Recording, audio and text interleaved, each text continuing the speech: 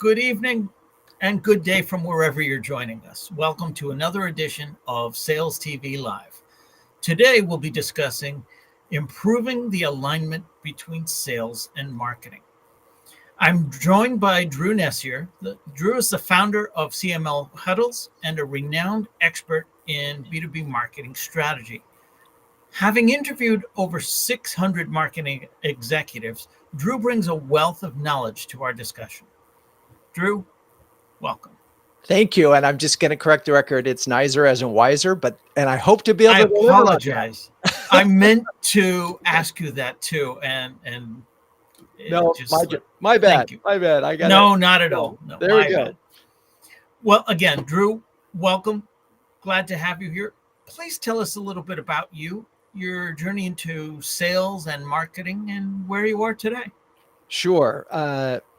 Given that we don't have a lot of time, I'll fast forward to probably about 12, 13 years ago when I was part of a community of CMOs called CMO Huddles. And I found a niche within that community because I was running an agency, and this is supposed to be client side only, where I started interviewing CMOs. And I just kept interviewing CMOs, and it gave me a purpose in this community of CMOs called the CMO Club at the time. So fast forward, 100 interviews. My first book came out, 300 interviews. I said, well, we gotta keep thinking about this, and wrote a second book after about 400 interviews. And on March 2nd, 2020, my good friend Pete Kranick, who was the founder of the CMO Club, sold the club to Salesforce. And at that moment, first of all, he got a great deal. It was all cash, and I knew I could. And I also knew that there was an opportunity. And so at that moment, I started CMO Huddles. Literally, the minute I heard about it, April 1st, 2020, right in the beginning of the pandemic, we started this. And there was a huge need because I knew, and this has been a philosophy for a long time, I knew that there were a lot of people out there in pain, marketers and others. And the best I could do was help them rally. And so we started huddling April 1st, 2020. Within the first 6 months, we'd met 55 times. And it was clear that there was a business idea and so that's now my full-time role is I sit at the middle of conversations with chief marketing officers in the B2B landscape every day of the week, just about. And I'm kind of a lucky person. So I get to keep learning and I get to sort of inspire what we like to say, inspire B2B greatness. Fantastic. Thank you for that. So Drew, let's jump right into it. We've all heard the grievances between sales and marketing. We need more leads, says sales. They don't work the leads we send them, replies marketing. We can't work the leads they send us, snaps sales, and so on. What are the top challenges CMOs face in aligning their strategies with sales teams, and how do they typically address those challenges? So let's start what really great looks like, and then we'll work our way backwards. What really great looks like is when the CMO and the CRO don't have separate spreadsheets. They don't report separate data. They go to their board of directors and as a team and saying, here's what the state of our opportunities are right now. And here's what we're doing about it. And if they start there, that's when goodness happens. And I'll give you a couple of things that just blow me away. Currently in B2B, as you probably know, there's every sales cycle has been extended. Deals are not getting closed. It's a very, very difficult market. And so it's the time where finger pointing normally would happen, right? And it's very difficult to turn an opportunity into revenue, regardless of whether you're the best marketer or the best salesperson around. If the CFO is saying no, then it's a really hard time. And the quick illustration of this is talking to one CMO, their customer journey, they mapped it. There were 130 touch points. 100 of those were marketing. 30 of those were sales over a 6 to 9 month journey, 130. So the notion that there is a moment of a handoff is so antiquated. And so it's destined, it just needs to go in the dustbin, right? It just needs to be thrown away, that there's a handoff, because there isn't. And, I think the smartest thing I've heard of late is, given how important opportunities are, marketing folks are setting up war rooms. They're setting up this group where they're saying for opportunities. It's not like, the handoff was, oh, well, it's an opportunity. We agreed, we passed it. It's a sales qualified lead. Off you go. See you. We'll get some more and we'll come back together when you close. It's just not that way. And, that's sort of one of the things. Another one of the things is, the reality is, and we know this, that most buyers don't want to talk to salespeople until they really want to just wrap up the deal. And then it's the negotiation part.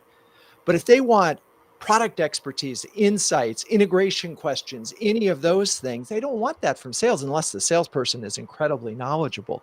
So marketing also bridges this gap.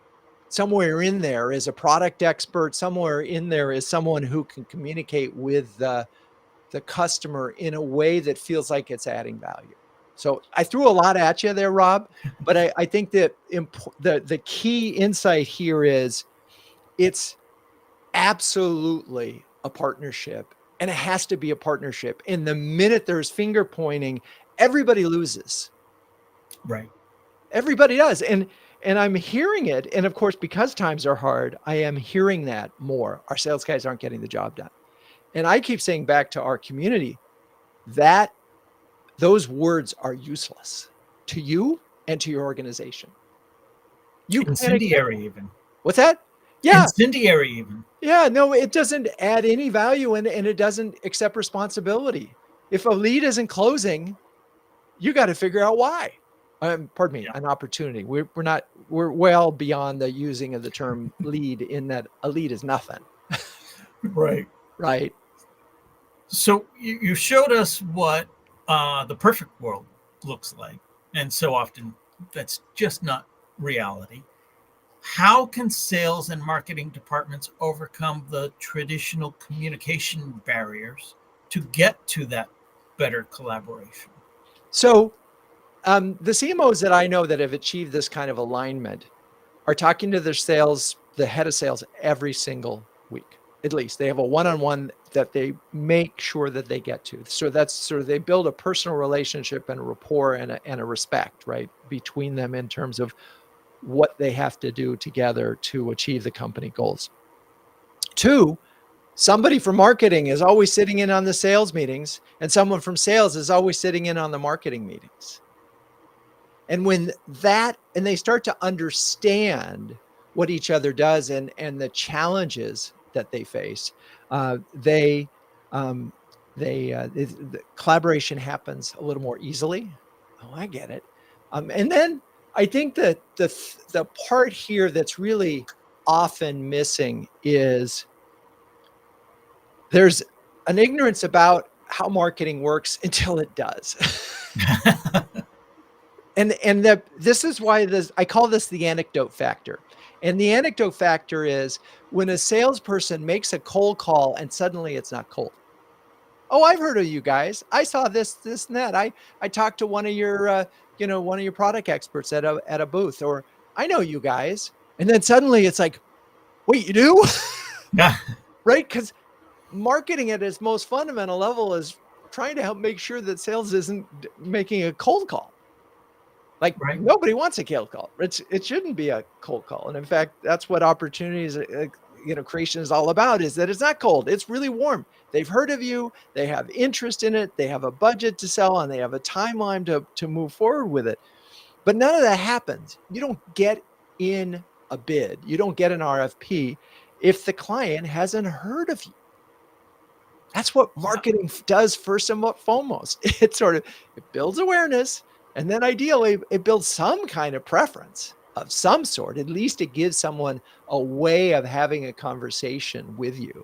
And this is where I think a lot of B2B marketing falls short, is it's so tactical and it's so idealist that it doesn't, and it's so inconsistent, that it doesn't necessarily do what I just described, where they aren't building this wonderful halo effect where the brand, there's the notion that something sells itself is kind of silly, but that the brand is present, that it's top of mind, that there's no way I could buy this product or service category without talking to these folks.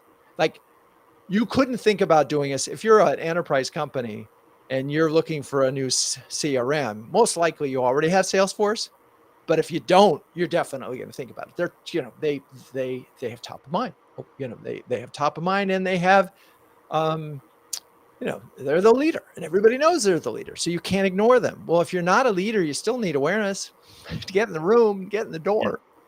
And so this is something that I don't think marketing salespeople appreciate until suddenly they feel it. Right. That makes sense. So you mentioned the sales leader and the marketing leader meeting regularly. You mentioned somebody from sales attending the marketing meetings and somebody from marketing attending the sales meetings. Are there other key strategies for sales and marketing to work together more effectively in today's business landscape? Yeah, I mean, I think if you sort of going back to something I said earlier, let's talk about opportunities. And again, you're an enterprise. I'm talking B2B enterprise. You're not getting thousands and thousands of leads of opportunities. You're getting a handful. And success in terms of meeting your revenue goals is closing some of those deals, right? And so rather than, again, any kind of handoff, there's a joint understanding that every one of these opportunities is so precious that it's all hands on deck. We have a war room. We're looking at those things. In an ideal world, we're created a microsite for that particular prospect where all the information is available, where you've really thought about all the buyers all the decision makers, everybody in the thing, and you've anticipated every single possible question that they might ask. And you've made it really easy, as Brent Adamson would say, made it easy to buy. Yeah. And marketing can play a big role in that by helping simplifying the story, by helping simplify the way information is communicated. But I think, again, it is about a joint recognition. We're not going to get as many swings at the bat, so we better take a really, really good, well thought out swing and win more. And that's a collaborative process. There you go. You mentioned simplifying the story. How is marketing conveying the story to sales? Or am I presuming that they are? Well, that's such a great question. And this is where I am at odds, I think, a little bit with technology and or call it the smallification of marketing. Because everything's become this little micro campaign, and the result of that is the big idea, the one thing that you remember, the gecko of your brand is gone. It's simply, hey, our feature is better than their feature for this function. And so I don't know if marketers have sort of done themselves a disservice by saying, okay, we're going to put all our eggs in the demand capture basket. We're not going to do much in the demand creation basket. And so if you look at the balance of things, they're spending a lot of money on people who've already raised their hand and said, I'm interested in this category, product or service, and very little money on the folks that are going to be interested in 6 months or 12 months. So you have and in order to generate interest in something that someone is not buying, you really need to have a big idea, right? You need an idea that sort of captures the heart and mind, that sticks in someone's brain, so you get some brain space. And I think that if marketing is missing the mark, that's exactly where it is that they're not. But I also think they're really stuck let's say that, let's just look at this hard numbers. 25% of revenue goes to sales and marketing on average. What do you think a good split of that dollars would be? 50-50. 50-50 would be amazing split. It would be amazing split. And chances are you might not have enough sales reps to handle all the business that the marketing could deliver. That's one of the arguments, right? And also some of it depends on where you put your BDRs and your SDRs. But a lot of PE firms will say, no, 5 to 7% for marketing. Of that 25%, 5 to 7%. And we want 17 to. So if that's all you have, is basically 5% maybe of revenue to cover, by the way, everything. This is not program dollars. This is everything all in. You're just going to spend on demand capture. You're not going to spend on demand creation because you don't have the money.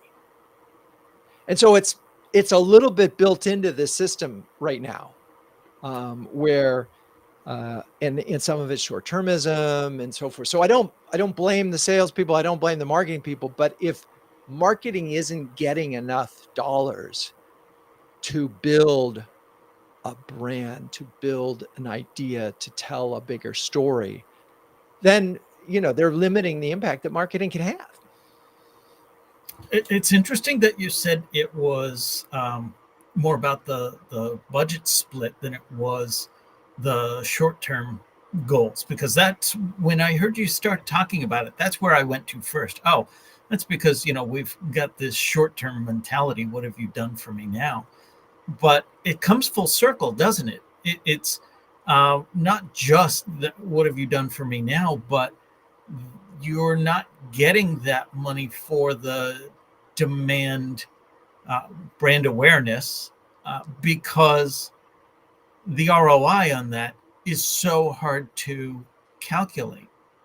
I'm reminded of that old adage from the 1800s. Yes. Half of my ad spend is wasted. The problem is I don't know which half. And even with all of the clicks and views and things that we can measure, we still cannot effectively measure brand awareness and attribute the marketing dollars there, can we?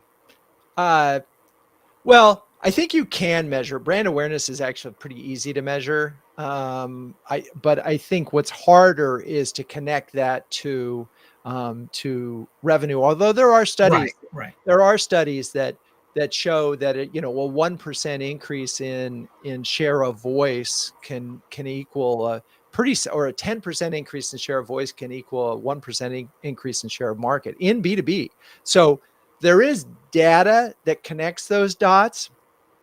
I think you're right, though, that short-termism plays a role here. I don't care what's going to happen in 6 months or 12 months. But, and I just, this is where I'm a little frustrated because I don't have the argument. I do think there is an argument to be made that if you talk to a CFO, they're not just thinking about this quarter, they're thinking about cash and flow and and if you could get the CFO to see the long-term relative to the short-term of this and really educate them, then I think marketing could do itself a big favor. I mean, I want to flip this on its head for a second and say, when was the last time you willingly purchased a product or service with a salesperson? Yeah. Right? I mean, most of us prefer to do it, just go on, we go on to Amazon, but it doesn't matter. It could be anywhere where the salesperson, you only talk to a salesperson and it's often customer service, when you are, you're sort of stuck, right? Yeah. And that's happened in B2B too. We've made it pretty easy for a lot of, where their inbound is driving the business. And the funny thing about inbound is that that's all marketing. Yeah, it really is. And that's not hard to measure. You talk to any inbound marketer, they'll say, no, I can tell if I can add up a bunch of things and I can see that, this is driving revenue easily. And they can even sort of show you the paths to get there. It's much harder when you're trying to do an outbound program. And Oh yeah. that's what we're talking about, where this conflict is happening. And so, one thought is, if you want to get around the thing, is think more, how does inbound work in your category? And why aren't you making it work? That'd be sort of one thing I'd like to see. And could you set up a way? Oh no, our sales process is too complicated and there are too many steps along the way. And really? Okay, well, maybe fix that. Yeah. Yeah. Right. Right. So, because I think we'd prefer to buy inbound as humans, be, Yeah. unless it's a really, really complicated thing, in which case I want to talk to the engineer or the product person and so forth. Uh, so But even marketing's there, role, still on my terms. right. And so marketing's role is to make sure that when you're thinking about that, you actually think about this category, or you think about the product or service within the category. And then I don't know what sales's role is. Yeah. I mean, what is sales role in inbound? And so I Uh, think this is it's funny. And I don't understand why this hasn't, because there are so many successful inbound companies, with quote product led growth. And I don't know why we're still assuming that enterprise sale has to be done the way it was done 30 years ago. Salesperson gets on the phone, calls, sets up a meeting, gets the committee, follows up. I feel like there's a new opportunity here, to rethink it. maybe. And if you did, you know, would it flip? Would suddenly we spending 18% on marketing and 7% on sales? Because sales would be doing is basically closing the deal. Right. Well, in answer to your question, what is sales role in that? To me, this is sales TV. I'm going to defend sales a little bit. Please. It's about right sizing, right timing, right implementation, right fit. And the really good salespeople will be able to help that inbound recognize where the self selection wasn't correct, even if that means not selling right now or selling smaller or whatever the case may be. That salesperson is now that relationship builder. Right. I teach marketing at Northeastern University, and what I tell my students is marketing in the academic world is everything. It's every touch point that an organization has with people outside of the organization. But in the real world, marketing is the advertising and maybe the PR. But let's take a look at the every touch point of view. There's that one to many message and that one to one message. Marketing is that one to many message, that brand awareness that we were talking about.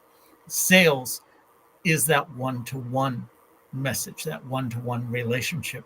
Not because marketing can't handle it. We've seen personalized marketing these days, but that's still automated. It's that one to one personal relationship that sales is responsible for. So, yes, drive all the inbound you can to me, the salesperson, and I'm going to right size it and continue with that relationship. That's an enlightened perspective.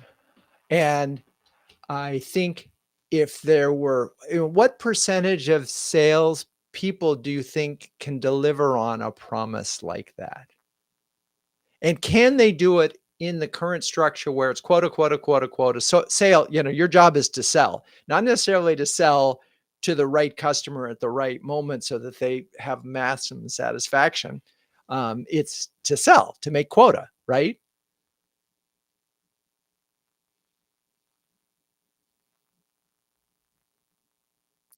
I don't know which one of us is off the air, but one of us is.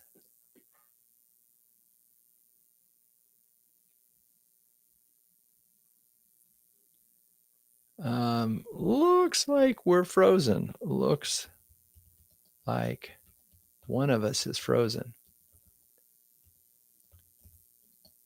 Okay. So, hey there, Drew Neisser here, and we are, I think we're still live. So, we were just talking about the challenges of one-on-one, that the salesperson comes in on the one-on-one. Okay, good. Thanks, Chris. Hey, Chris, or Adam Gray, please feel free to ask a question right about now as the host is offline. And Patty, you hear me too. So, okay, Patty. Oh, look, there's Rob. So, Patty, we're talking about sales and marketing alignment. Maybe you can sort of offer up your ways that you can increase alignment between sales and marketing, because I know this is an important thing to you. Feel free to type that in real fast. Drew, I'm so sorry about that. I am having technical issues beyond just the simple. So, No but worries. I'm engaging the audience. I noticed. Thank And you. look, this is why it helps to have a host as a guest sometimes. That's right. That's right. But So go I ahead. feel like we were cut off right in the middle of you responding to that one-to-one versus one-to-many. So it's funny because at least the CMOs that we talk to, they'd say they're thinking about one-to-many and one-to-one all Okay. the time. And so I think your point is a subtler one, which is a great salesperson doesn't just sell you the most expensive, whatever it is. They sell you the right thing for your situation, right? At this time, at the best price or whatever. And um, I think, an insightful and unusual. I don't think every salesperson is thinking about that, because, as one of our listeners talked about, it's all about bookings. Yeah. And Yeah. I'm thinking about the movie Used Cars, and they had a contest to see who could close quicker, and one guy goes right up to the couple looking at the car and says, "So, can I write it up?" And if a salesperson could do that, they would. Right. And I don't, and I've, my good friend Andy Paul is cringing right now because he was a good salesman. He talks to a lot of good sales, and I don't mean to denigrate all of them. I think we're in a post hard sell world, Oh, absolutely. right? And we're in a, how much help can you do and who can deliver the help the fastest at the right moment? And that is a combination of marketing and sales. I like that. Post hard sale world. Now we just need the rest of the sales force to realize that. We Well, had some great comments I wanted to share. First of all, Chris Ryan says, awesome use of the challenge. And yes, again, Drew, I want to thank you for handling that so well during that technical issue. You had reached out to Patty and she shared one goal. It's all about the bookings, and marketing owns MQLs, but also SQLs. I wanted to get your take on that. How do you feel about that? oh, it's funny because Patty and I have talked about this a lot, and we've talked a lot about it in CMO Huddles. And I with the language here is really important, and that's one thing that every CMO needs to do is write down with their sales leader, what is an MQL, what is an SQL, and what is a sales qualified opportunity, and is there a difference between an SQL and an SQO? I don't. It depends on the organization, right? But the term opportunity I like, and I like getting there, that if you focus on something called a sales qualified opportunity, or as some people do, it's a company qualified opportunity. Forget about sales, forget Okay. about marketing. It's just the company qualified opportunity. And thank you, Patty. Yes. We can talk about the company qualified opportunity and how marketing can play a role and how sales can play a role. And the good news is, because of all this data, this is where the technology really becomes interesting. Is if you look at your past 10 closes and you track them through what information they were delivered and when, you can get really smart about that, particularly if you sort of start to profile these buyers. Right. So Yes. Yep. Patty says, but it minimizes the, yeah, MQLs are good, but quality is bad arguments. Yes, exactly. Exactly. And again, these things need to be written down. And that's one thing I've really learned from the CMOs and CMO huddles. If you define, you can't be vague about any of this. Right. You really have to define, and not only can't be vague, but you have to have service level agreements at each step of the way. And this is what regardless of who controls BDRs and SDRs. And by the way, I just have a vote here. My vote has been for marketers to own BDRs. So there's no issue of quality. Again, okay, we'll take them, we'll qualify them, we'll get them all the way up here. And then you're going to agree because there's an appointment, because there's a budget, because their purchase intent is all there. They've showed all the signals that this is a company qualified opportunity. Now, if the value per customer is high enough, then go right to the war room, assign a marketer, assign a salesperson, and off you go and figure it out. Excellent. Well, Drew, this has been fantastic. Thank you so much for your time. How can people get in touch with you? How can people learn more? Well, LinkedIn, there I am, pretty visible there. And of course, CMOHuddles.com. That's probably between the two of them because that's where I live. Excellent. Well, to our audience, thank you very much for your active participation. Drew, of course, thank you so much for being part of the show today. This has been another episode of Sales TV Live. Until next time, thank you all.